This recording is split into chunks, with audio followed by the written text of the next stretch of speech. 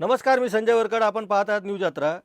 आपण आज चर्चा करणार आहोत महाराष्ट्रभर गाजलेल्या आणि महाराष्ट्राच्या नजरा लागलेल्या कोपर्डी प्रकरणाकडं.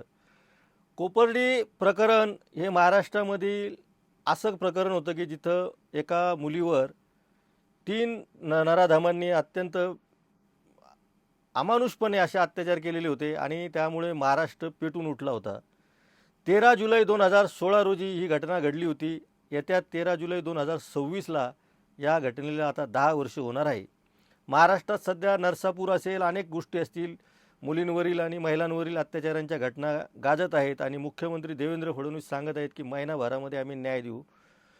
मुख्यमंत्री एका प्रकरणामध्ये म्हणतात की तुम्हाला महिनाभरामध्ये आरोपीला फाशी देऊ आणि इथं 10 वर्ष उलटून गेल्यानंतरही कोपर्डीच्या प्रकरणातील मुलीचे आईवडील अजूनही न्यायाची प्रतीक्षा करत आहे.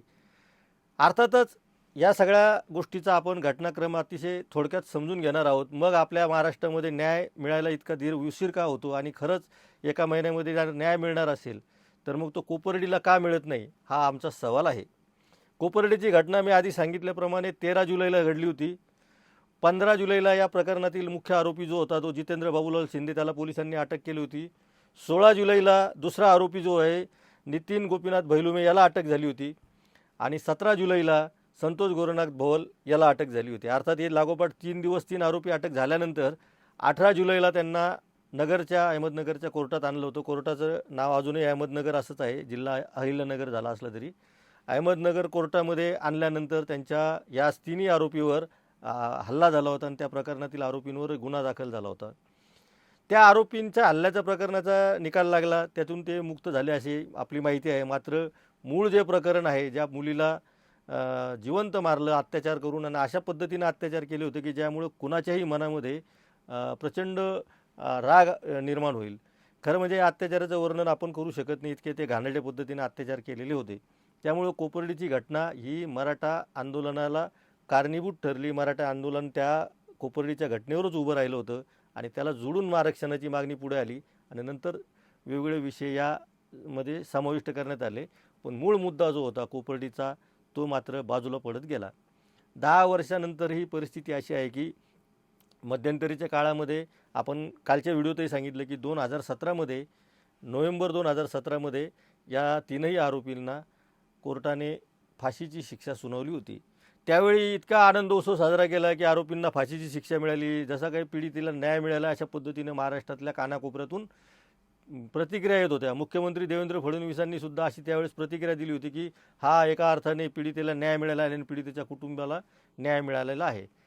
त्यामुळे लवकर अंमलबजावणी करावी अशी मागणी होत असताना सुद्धा आरोपीच्या वतीने उच्च न्यायालयामध्ये एक याचिका दाखल करण्यात आली. सरकारी पक्षाने सुद्धा त्यांची बाजू हायकोर्टामध्ये मांडली आणि आपल्याला आश्चर्य वाटेल, दामिनी सिनेमामध्ये जसं तो हिरो म्हणतो की तारीख पे तारीख, तारीख पे तारीख, इथं या प्रकरणामध्ये तारीख पे तारीखसुद्धा नाही आहे. लक्षात घ्या, 2017 नंतर या पीडिताच्या वडिलांशी आम्ही जेव्हा न्यूज यात्राच्या वतीने बोललो तेव्हा त्यांनी असं सांगितलं की पहिली तारीख मिळालेली आहे त्यांना येत्या 18 जून रोजी, म्हणजे 2017ला लागलेल्या निकालाची पहिल्यांदा हायकोर्टामध्ये सुनावणी होणार आहे.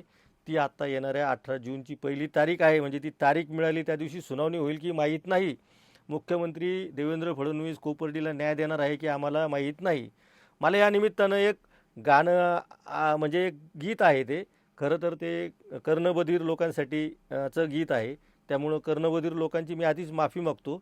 पण त्या गीताचे बोल देवेंद्र फडणवीसांना तंतोतंत लागू होतात. कानाने बहिरा मुका परी नाही, शिकविता भाषा बोले तैसा पाही.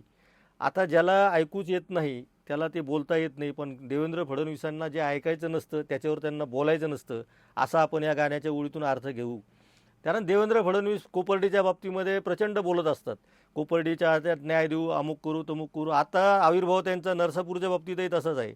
त्यामुळं काही वेळा असंही होतं की ज्याला ऐकू कमी होतं तो खूप जोरात बोलतो. त्यामुळं कदाचित देवेंद्र फडणवीसांना जे ऐकूयाला कमी मिळतं त्याच्यावरती ते जास्त जोरात बोलत असतील असं मला वाटायला लागलं. कारण ज्या प्रकरणामध्ये देवेंद्र फडणवीस खूप जोरात बोलतात त्या प्रकरणामध्ये ते काहीच करत नाही. हा कोपर्डीचा इतिहास आहे की हा इतिहास तुमच्यासमोर आज मी मुद्दाम सांगत आहे. कारण त्या मुलीच्या वडिलांशी मी जेव्हा बोललो तेव्हा त्यांनी असं सांगितलं की मी त्या उल्लेख केला मुद्दाम की 2017ला ज्यांना फाशीची शिक्षा सुनावलेले आरोपी अजूनही फाशीवर का दिले जात नाही, याला कोण जबाबदार आहे? मी काय सांगू म्हटले ते. आपण त्यांचं म्हणणं पण ऐकून घेऊ. 2017चा निकाल लागल्यानंतर तुम्हाला एक आशा होती की या आरोपींना शिक्षा झालेली आहे आणि तिची अंमलबजावणी होईल. हो, लवकर लवकर फास्ट ट्रॅक मध्ये चालून आपलं लवकरात लवकर न्याय भेटावा. पण 2017 पासून 2026 पर्यंत आतापर्यंत काही झाली नाही, तर तुम्ही कोणाला जबाबदार धरता याला? शासन. अच्छा. कोर्टामध्ये काय होतंय, म्हणजे दरवेळेस गेल्यानंतर आपण कोर्टात नाही जातो? तारीखच नव्हती आतापर्यंत. आता तारीख मागच्या महिन्यात चालू झाली तारीख. अच्छा, म्हणजे 2017 पासून आतापर्यंत तारीखच मिळत नव्हती. हो हो हो, त्याने आरोपीने हायकोर्टात अपील केलं ना. आता बोर्डावर केस आली. 1 तारीख पडली आता पुढची 18 जून पडली. बरं. आता याच्यामध्ये आरोपींच्या वतीनं केलेलं आहे आणि सरकारी पक्षाच्या वतीनं पण केलेली आहे का याचिका? हो. सरकारी पक्षाचं काय म्हणणं आहे? लवकरात लवकर करावं असं म्हणणं आहे का? काय आहे त्यांचं? ते इतके वर्ष तर अपील करून ते कसे काय थांबले मग? आता आपलं कसं आम्ही कसं सांगू शकतो आजच. बरोबर. आपलं प्रयत्न करायचं काम आहे. शासनाला भेटायचं काम आहे. मुख्यमंत्री कोणी असो भेटतो बोलतो आम्हाला न्याय द्या. चालू आहे.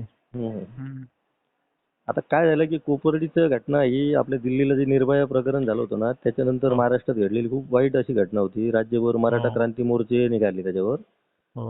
त्याच्यामध्ये जर असं इतकी दिरंगी होत असेल तर आता पुन्हा जे नव्यानं प्रकार घडत आहेत त्याच्या बाबतीत कसं कायद्याची भीती राहील लोकांना, काय वाटतं तुम्हाला? कायद्याचं काय आहे, आता आपल्या महाराष्ट्रात कायदाच असलं तर काय करा. लवकरात आरोपीनं जर अशी घटना घडली लवकरात लवकर समजा शिक्षा होऊन लगेच फाशी दिली तर. मी काय सांगणार, याला शासन जबाबदार आहे ते म्हटले, मुख्यमंत्री कोणी का असेना असं ते म्हटले.